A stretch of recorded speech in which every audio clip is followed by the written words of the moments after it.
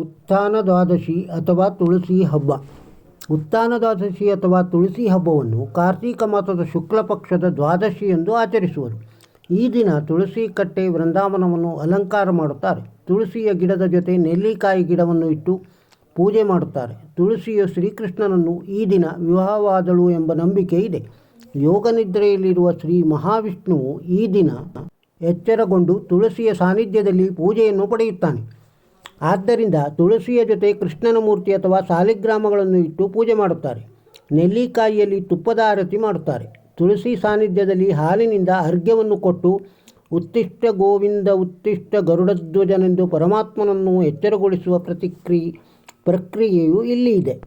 ಸಂಕ್ಷಿಪ್ತ ತುಳಸಿ ಪೂಜಾ ವಿಧಾನ. ಆ ಪೂಜಾ ವಿಧಾನವನ್ನು ಸರಳವಾಗಿ ವಿವರಿಸಬಹುದು. ದೇವರ ಪೂಜೆಯನ್ನು ಅತಿಥಿ ಸತ್ಕಾರಕ್ಕೆ ಹೋಲಿಸಿಕೊಳ್ಳಿ. ದೇವರು ನಿಮ್ಮ ಮನೆಗೆ ಬಂದಿರುವ ಅತಿಥಿಗಳಿಗೆ ಹೇಗೆ ಉಪಚಾರ ಮಾಡುತ್ತೀರೋ ಹಾಗೆಯೇ ದೇವರಿಗೆ ಪೂಜೆ ರೂಪದಲ್ಲಿ ಉಪಚಾರ ಮಾಡಬೇಕು ಅಷ್ಟೆ. ಮೊದಲು ಸಂಕಲ್ಪ ಮಾಡಿ, ನಂತರ ಧ್ಯಾನ ಮಾಡಿ, ದೇವರ ಆಹ್ವಾನ ಮಾಡಿ. ತುಳಸಿಯನ್ನು ಪೂಜಿಸುವುದು ಹೇಗೆ? ಈ ಮಂತ್ರಗಳನ್ನೇ ಪಠಿಸಿ. ತುಳಸಿ ಗಿಡವನ್ನು ಹಿಂದೂ ಧರ್ಮದಲ್ಲಿ ಪ್ರತಿನಿತ್ಯ ಪೂಜಿಸಲಾಗುತ್ತದೆ.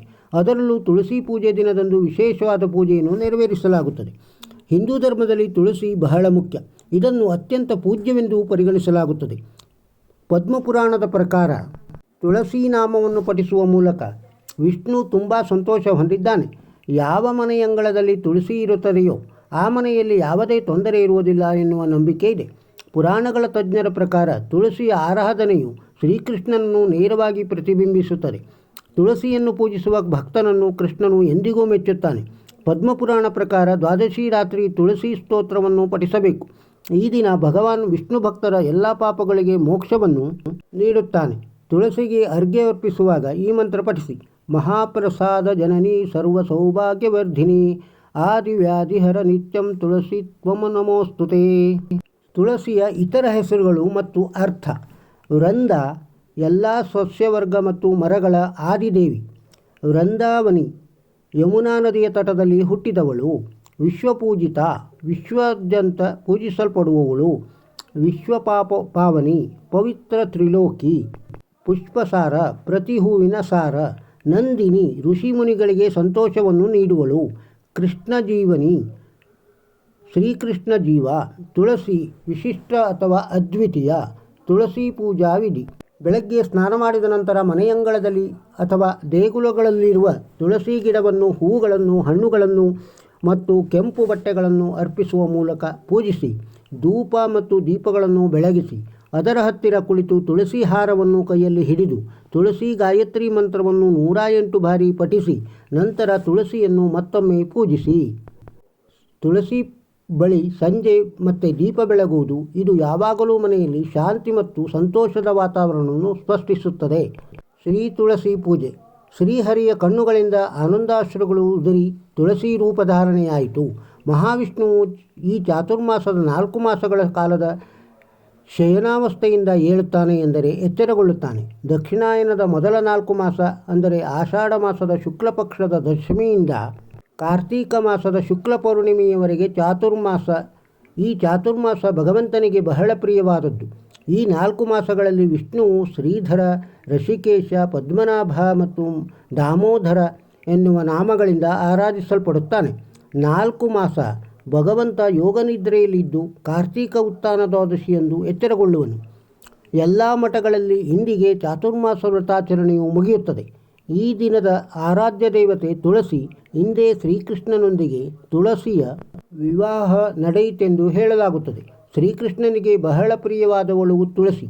ಒಂದು ದಳ ಶ್ರೀ ತುಳಸಿ ಬಿಂದು ಗಂಗೋದಕವು ಇಂದಿರಾರಮಣನಿಗೆ ಅರ್ಪಿತವೆಂಬಂತೆ ಒಲ್ಲನೋ ಹರಿ ಕೊಳ್ಳನೋ ತುಳಸಿ ಇಲ್ಲದ ಪೂಜೆ ಎಂಬಂತೆ ಯಾವುದೇ ಭಕ್ಷ್ಯಭೋಜ್ಯವನ್ನು ನೈವೇದ್ಯಕ್ಕಿಟ್ಟರೂ ಅದರ ಮೇಲೆ ಒಂದು ದಳ ತುಳಸಿ ಹಾಕಿ ಕೃಷ್ಣಾರ್ಪಣ ಎಂದರೆ ಮಾತ್ರ ಶ್ರೀಹರಿ ಸ್ವೀಕರಿಸುವನು ಎಂಬುದು ನಿತ್ಯ ಸತ್ಯವಾಗಿದೆ. ಇಂದು ತುಳಸಿಯ ಜನ್ಮದಿನವೂ ಆಗಿದೆ. ಈಕೆಯ ಮಹಿಮೆ ಅಪಾರವಾಗಿದೆ. ಸಮುದ್ರ ಮಂಥನ ಕಾಲದಲ್ಲಿ ವಿಷ್ಣುವು ಅಮೃತ ಕಲಶ ಹಿಡಿದು ಬರುವಾಗ ಪರಮಾತ್ಮನ ಕಣ್ಣುಗಳಿಂದ ಅಶ್ರುಗಳು ಕೆಳಗೆ ಬಿದ್ದವಂತೆ. ಆಗ ಜನ್ಮ ತಾಳಿದ ತುಳಸಿ ಕೃಷ್ಣನನ್ನು ಒಲಿಸಿಕೊಳ್ಳಲು ಘೋರ ತಪಸ್ಸನ್ನು ಆಚರಿಸಿದಳಂತೆ.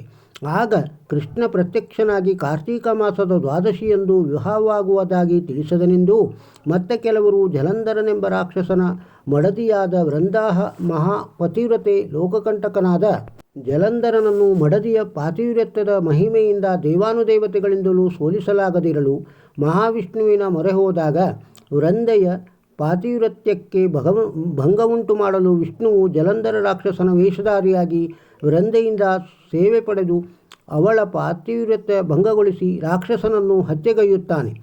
ಆಗ ಪತಿವ್ರತೆ ವೃಂದೆ ವಿಷ್ಣುವಿಗೆ ಸಾಲಿಗ್ರಾಮ ಶಿಲೆಯಾಗೆಂದು ಶಾಪವಿತ್ತು ಚಿತೆ ಏರುತ್ತಾಳೆ. ಮುಂದೆ ಅವಳೇ ತುಳಸಿಯಾಗಿ ಜನ್ಮ ತಾಳುತ್ತಾಳೆ. ಆ ಪಾತಿವ್ರತ್ಯ ಭಂಗಗೊಳಿಸಿದ್ದಕ್ಕೆ ವಿಷ್ಣು ಅವಳ ಮರುಜನ್ಮದಲ್ಲಿ ತುಳಸಿಯನ್ನು ವಿವಾಹವಾಗುತ್ತಾನೆ. ಈಗಲೂ ಸಾಲಿಗ್ರಾಮದ ಮೇಲೆ ತುಳಸಿಯನ್ನು ಇರಿಸಿಯೇ ಪೂಜಿಸುವ ಪದ್ಧತಿ ಮುಂದುವರೆದಿದೆ. ಈಗಲೂ ಪ್ರತಿ ಮಹಿಳೆಯರು ತಮ್ಮ ಪತಿಯ ಒಳಿತಿಗಾಗಿ ಸೌಭಾಗ್ಯಕ್ಕಾಗಿ ತುಳಸಿ ಪೂಜೆ ಮಾಡುವ ಪದ್ಧತಿ ನಡೆದು ಬಂದಿದೆ.